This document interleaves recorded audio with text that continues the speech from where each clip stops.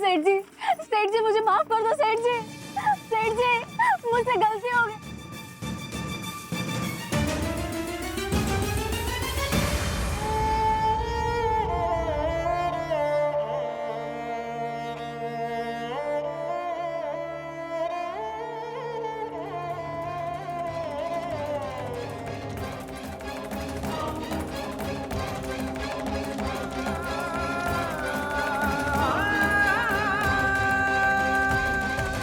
लगाया था बाबा, आपका इतना बड़ा फोटो लगाया था वहां पे मैंने, लेकिन कुछ काम नहीं आया। अरे फोटो तो मैं उस सेठ जी का लगा था उधर। सेठ जी और उसका बेटा पूरी जिंदगी अपने गुलाम बनकर बैठे होते, लेकिन नहीं, खुद को सुपरमैन समझता है ना तू। च्युइंगम की तरह चबा के फेंक दिया उस बाजी ने।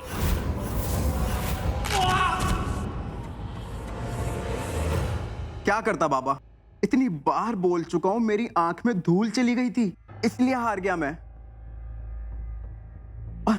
पहली बार ही तो हारा हूं।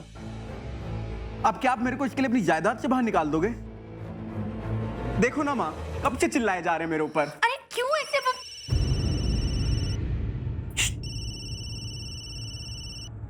कुछ बोलना नहीं। हेलो, हाँ नागेश से। तो क्या, कहाँ मर गया था तू? कब से ट्राई कर रहा हूँ फोन। अरे नागेश से, मेरी बात तो सुनिए आप। नाराज क्यों रहे हैं? वो संध्या है ना, वो पकड़ी गई। क्या? कब?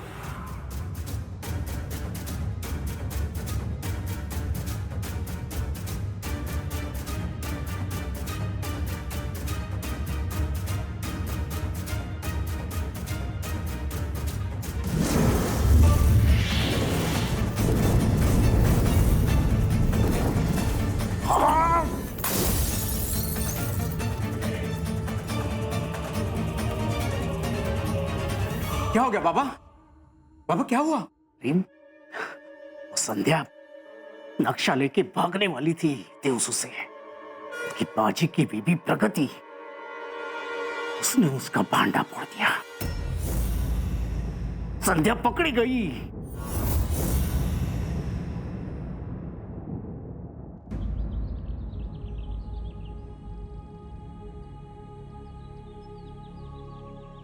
वाह प्रगति, आज तो तुमने कमाल ही कर दिया।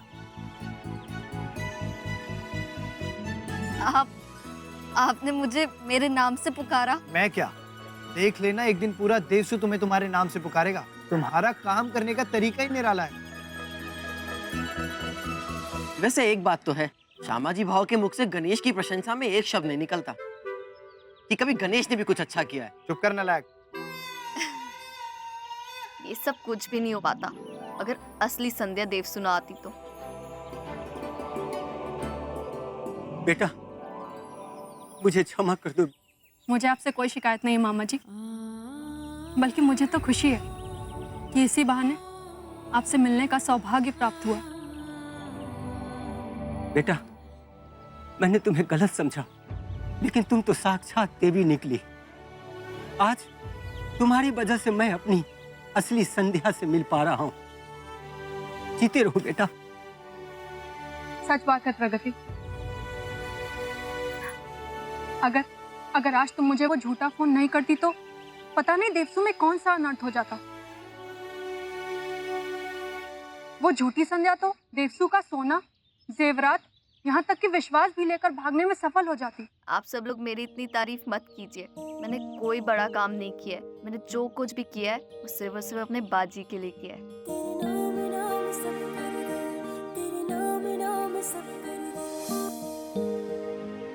सच बाजी, बहुत लकी हो तुम।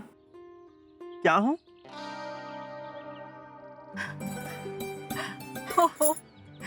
मैं तो भूल ही जाती हूँ, देवसु के लोग शहरी भाषा नहीं बोलते। मेरी माँ ने बताया था मुझे। चलो अब मैं चलती हूँ। वो क्या है ना, शाम होने आई है और शहर में मेरा परिवार मेरी प्रतीक्षा कर रहा होगा, तो अब मुझे चलना चाहिए।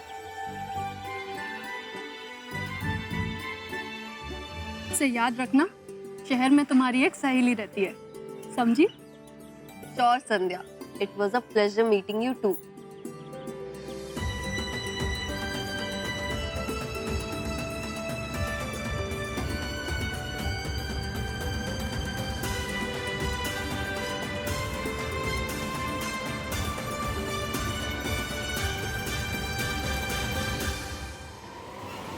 वो नक्शा मेरे हाथ में आते आते रह गया। नक्शा तो गया ही, साथ में संध्या को दिए हुए पैसे भी डूब गए। छोड़ूंगा नहीं, मैं किसी को छोड़ूंगा नहीं। आज वो प्रगति ने मुझे मात दे दी और बाजी ने तुझे।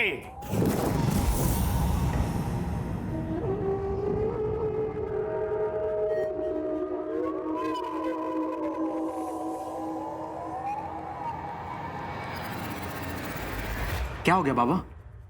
एक काम करते हैं, गर्मा गर्म चाय पीते हैं और एक बहुत बड़े सा प्लान बनाते हैं।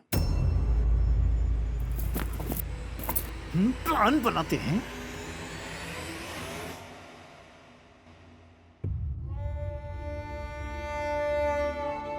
जब मैं 5 साल की थी तब मेरी माँ मर गई। मामा जी, आपके अलावा मेरा कोई नहीं है। मैं कहाँ जाऊंगी? बल्कि देवसू की अहिल्या विनायक राव के नाते अपने तीसरे बेटे बाजीराव का हाथ वैद्य जी की भांजी संध्या के हाथ में दे दी। जिस लड़की की शादी होते होते टूट जाए उसे संसार कभी मान नहीं देता। अब मैं इस नदी में कूद के अपनी जान दे दूंगी। रुक जाओ संध्या, आज से मेरी 4 संतान है, संभाजी, राघोजी, गौरी और संध्या। बस।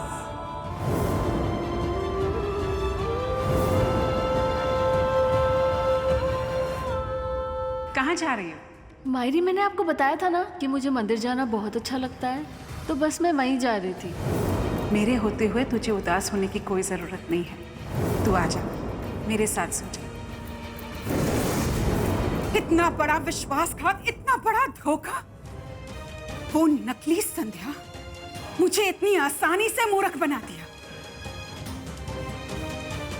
और मैं सेठ जी होने के नाते उसका ये कपट पकड़ ही नहीं पाई। उसकी वो चिकनी चुपड़ी बातें, वो रोज मंदिर जाना, पांव छूकर आशीर्वाद लेना, सबसे हंस खेल के बातें करना, वो सिर्फ एक ढोंग था, ढोंग।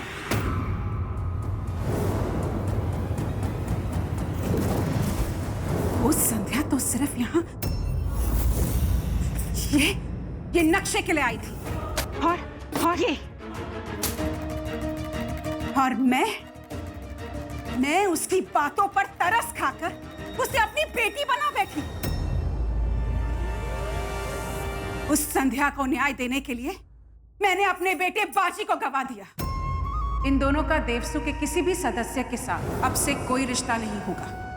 इन दोनों को जल्द से जल्द हमारे गांव से बाहर छोड़ा। मैं आपका लाडला बेटा हूं मायरी, मैं तुम्हारे बिना नहीं रह पाऊंगा मायरी।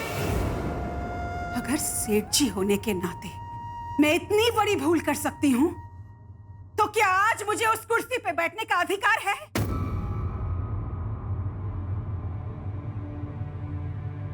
नहीं।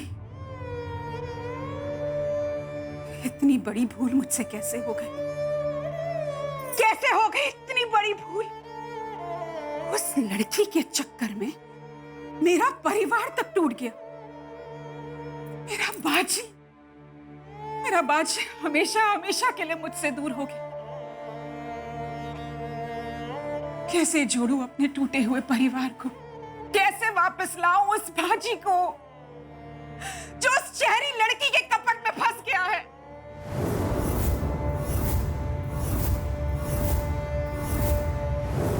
ये शहरी लोग होते ही ऐसे हैं, कपट और धोखा इनकी आदत है। आज वो लड़की कितने अहंकार से मुझे देख रही थी, जैसे कि बहुत उपकार किया है उसने देवसू पर। पता नहीं मेरे बाजी को और क्या क्या सिखा रही होगी। मेरे भोले बेटे को तो उसने पूरा शहरी बना दिया है, पूरा शहरी। उत्तरा, कहाँ थी तू? मैं कब से ढूंढ रही हूँ तुझे। जीजी, मैं तो यही थी, पर आपको क्या हुआ? क्या हुआ? अगर मैं तुझे बताऊंगी क्या हुआ तो विश्वास नहीं करेगी। बता भी दीजिए ना जीजी, इतनी पहेलियां क्या बुझानी। तेरा पता है, वो जो संध्या थी ना, वो संध्या संध्या नहीं थी, कोई और ही थी, और कोई और ही संध्या थी। समझी तू? नहीं जीजी, बिल्कुल नहीं समझी। अरे पूरे दिन तो घर के कामों में फंसी हुई रहेगी ना, तो कभी कुछ नहीं समझेगी। सुन, मैं तुझे शांति से बता रही हूँ, वो जो संध्या थी जिसे मारी ने बेटी बनाकर घर लेके आई थी, हाँ, तो उसका क्या? उसने झूठ बोला था, वो वैद्य जी की भांजी नहीं थी। भांजी नहीं थी? तो जीजी वो उसकी क्या थी? चोर, चोर थी वो, हमारे हवेली में चोरी करने आई थी। और पता है उसकी चोरी किसने पकड़ी? किसने? वो शहरी लड़की प्रगति, जिसे बाजी शादी करके लेके आया था, उसने। गोविंदा गोविंदा, आज देवसू में बहुत सारे करामात हुए। अच्छा हुआ कि पकड़ी गई, पर वो अभी है कहाँ पे? सेठ जी ने उसे कालकोठरी में बंद करवा दिया।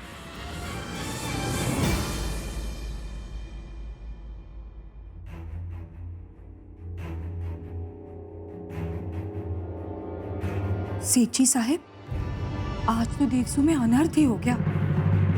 पूरे गांव को जैसे धक्का सा लग गया है। अब देवी बोलेगी तो सच ही बोलेगी। ऐसी घटना आज तक नहीं हुई है देवसू मेरे देवा। क्यों बढ़ा चढ़ा कर बोल रही हो देवी? अरे बढ़ा चढ़ा के कैसे सेठ जी साहब? ये कोई छोटी मोटी घटना है? एक 20-22 साल की लड़की आकर देवसू में किसी अहरे गहरे को नहीं, खुद सेठ जी साहब को मूर्ख बना दिया। अब मेरा मतलब है अपने झूठ से। आप तो उसे बिल्कुल माँ की नजरों से देख रही थी, लेकिन उसने क्या किया आपके साथ? हाँ, अपने झूठ के जाल में फंसा लिया ना आपको।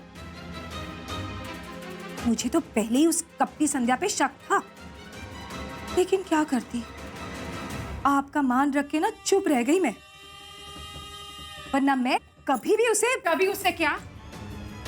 मैं उसे कभी भी अपने घर में रहने के लिए आमंत्रित ही नहीं करती। अब देवी बोलेगी ना तो सच ही बोलेगी। अब भूल हो गई आपसे, जाने दीजिए। अपने आप को ज्यादा दोषी मत मानिए आप। देवी, उबले हुए दूध को रोक के क्या मिलता है? वो संध्या जैसी भी थी, उसका झूठ पकड़ा गया है और उसे दंड अवश्य मिलेगा। हाँ, ये बिल्कुल सही कहा आपने सेठ जी साहब, उसे दंड जरूर मिलेगा। लेकिन भला उस शहरी लड़की का क्या नाम था उसका? हाँ, प्रगति। अच्छा हुआ कि वो सचेत थी, वरना वो चोर संध्या तो घर के गहनों के साथ साथ वो कागज भी लेकर भाग जाती। सचमुच भगवान भला करे हमारे प्रगति बहू का रे देवा।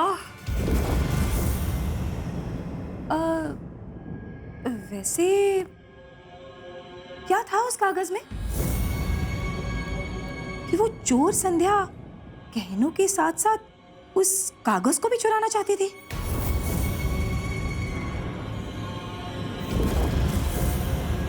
लो, ये कागज तो यही पड़ा है। इसमें जो कुछ भी है वो देवसू के असली सेठ जी विनायक राव का है। इसे हम ना ही खोले वही बेहतर होगा। हाँ सेठ जी साहब, जैसा आप ठीक समझे। लेकिन सोचने की बात तो ये है कि अगर संध्या किसी के कहने पे ये कागज चुरा सकती है, तो किसी बाहर वाले को इस कागज से। देवी, देवसू के शत्रु बहुत हैं। हर कोई देवसू को घात पहुंचाना चाहता है। तुम जाओ, मुझे काम बहुत है। हाँ, अब आपको काम नहीं होगा तो क्या मुझे काम होगा? आप अपना काम कीजिए, मैं चलती हूँ। हाँ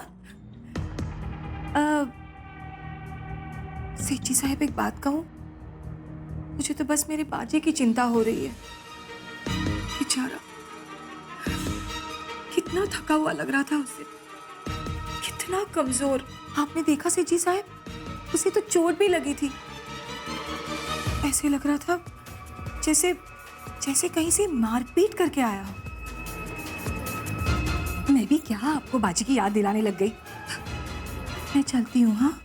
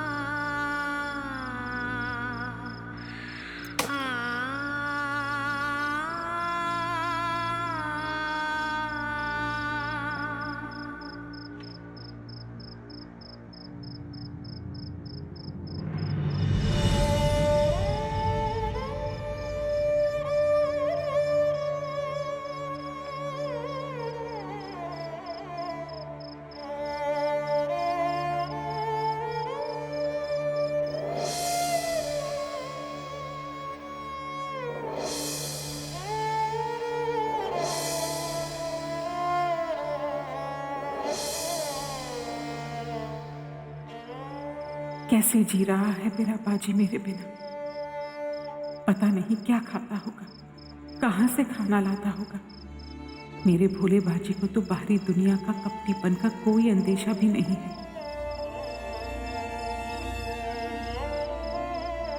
आज तक मैंने अपने बाजी को मेरी आंखों से दूर ही नहीं किया, और आज वो मुझसे ही दूर जाके अपना जीवन जी रहा है। क्यों रे बाजी, क्यों किया तूने ऐसा?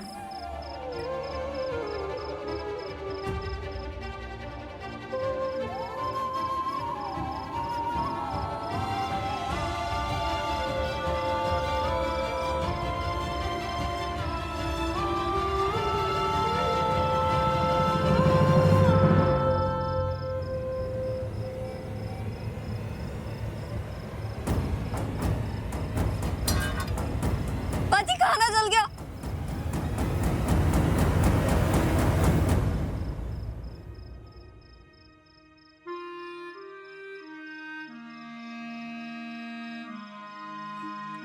बाजी क्या हुआ? तुम कुछ बोल क्यों नहीं रहे हो? क्या हुआ? कुछ नहीं हुआ। कुछ तो हुआ है। तुमने अपने कपड़े भी चेंज कर लिए, और वो जो डॉक्टर ने स्लिंग दिया था वो भी उतार दिया। बाजी मुझे बताओ क्या हुआ है? आज मैंने मायरी को देखा जब शहर से वो संध्या आई थी। मायरी ने भी मुझे देखा,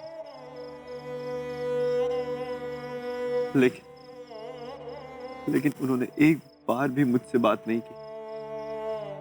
ऐसा लगा जैसे उनके जीवन में मेरा अस्तित्व ही खत्म हो गया।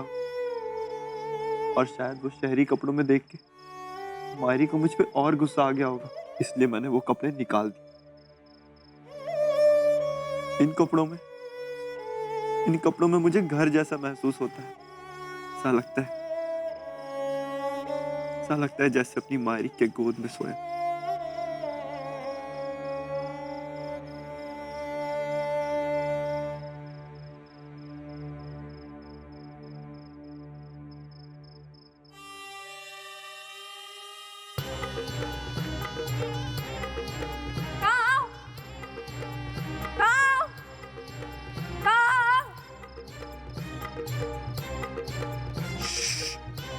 अरे कैसी हो मेरी ताजमहल?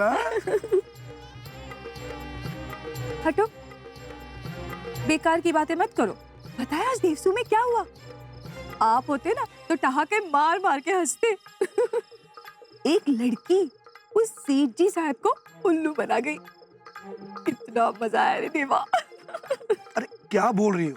किसके बारे में बोल रही हो? अरे वही जिसमें सेठ जी साहब ने आंखें बंद करके भरोसा किया था। नागेश सेठ ने भेजी हुई संध्या। पता है आज उसके सच का खुलासा हो गया।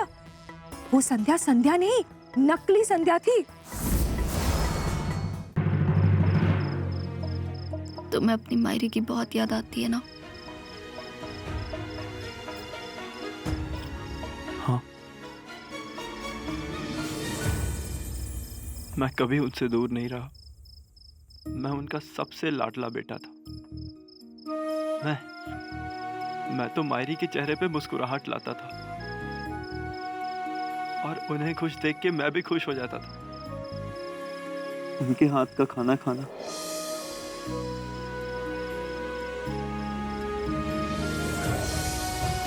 मुझ पे गुस्सा करना,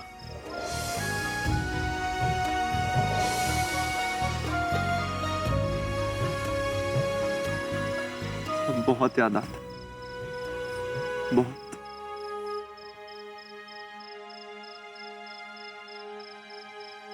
बाजी, आज तुम तुम्हारी मायरी से दूर हो, इसकी वजह मैं हूं।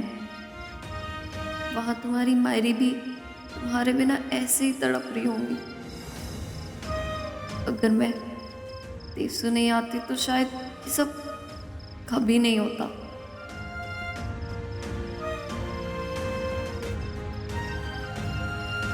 और जब तक मैं यहाँ हूँ शायद तुम और तुम्हारी मायरी कभी एक नहीं हो सकोगे। मुझे ही ये सब ठीक करना होगा, तुम्हारी लाइफ से दूर जाना होगा। मे बी शायद तभी तुम खुश रह पाओगे।